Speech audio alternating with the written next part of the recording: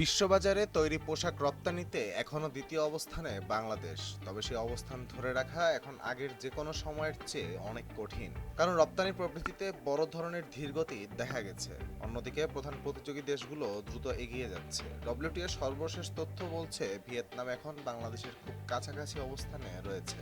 বিশ্ব বাণিজ্য সংস্থা বা ডব্লিউটিও এর সর্বশেষ তথ্য অনুযায়ী 2025 সালে বাংলাদেশ তৈরি পোশাক রপ্তানি করেছে 38.82 বিলিয়ন ডলারের। আগের বছর এই পরিমাণ ছিল 38.48 বিলিয়ন ডলার, অর্থাৎ এক বছরে রপ্তানি বেড়েছে মাত্র 0.89%। অথচ একই সময়ে বিশ্ব পোশাক বাজারে সামগ্রিক প্রবৃদ্ধি হয়েছে 4.46%। অর্থাৎ বৈশ্বিক বাজার সম্প্রসারিত হলেও সেই সুযোগ কাজে লাগাতে পারেনি বাংলাদেশ। ডব্লিউটিওর তথ্য বলছে এশিয়ার প্রধান প্রতিযোগী দেশগুলোর মধ্যে বাংলাদেশের প্রবৃদ্ধি সবচেয়ে কম। কেবল চীন, তুরস্ক ও যুক্তরাষ্ট্রের রপ্তানি কমেছে। বিপরীতে ভিয়েতনাম, কম্বোডিয়া, পাকিস্তান, ভারত ও ইন্দোনেশিয়া উল্লেখযোগ্যভাবে প্রবৃদ্ধি অর্জন করেছে। বাংলাদেশের সবচেয়ে বড় প্রতিদ্বন্দ্বী ভিয়েতনাম 2025 সালে 10.53% প্রবৃদ্ধি নিয়ে রপ্তানি করেছে 37.51 বিলিয়ন ডলারের পোশাক।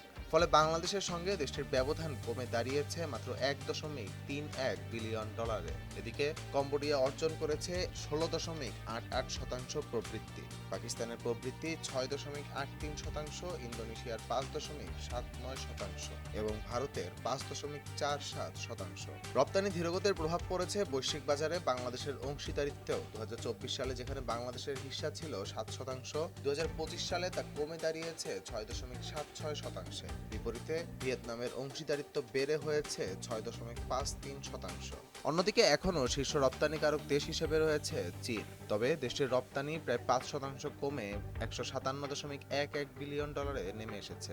বিশ্লেষকরা বলছে চীনের ছেড়ে দেয়া বাজারের বড় অংশ দখল করেছে ভিয়েতনাম, কম্বোডিয়া ও পাকিস্তানের মতো দেশগুলো। পোশাক খাতের উদ্যোক্তাদের মতে প্রতিযোগী দেশগুলো যখন উৎপাদন সক্ষমতা, প্রযুক্তি ও দক্ষতা বাড়াচ্ছে, তখন বাংলাদেশ নতুন ক্রয়াদেশ আনতে নানা সংকটে পড়ছে। তাদের ভাষ্য, গ্যাস ও জ্বালানি সংকট, ব্যাংক ঋণের উচ্চ সুদ, রাজনৈতিক অনিশ্চয়তা, উৎপাদন ব্যয় বৃদ্ধি এবং নতুন বিনিয়োগের ঘাটতি সব মিলিয়ে দেশের প্রতিযোগিতা সক্ষমতা দুর্বল হয়ে পড়ছে। পরিসংখ্যান বলছে 2022 সালে বাংলাদেশের পোশাক রপ্তানিতে প্রবৃদ্ধি ছিল 27.64%। 2023 সালে তা কমে 21.49% নেমে আসে।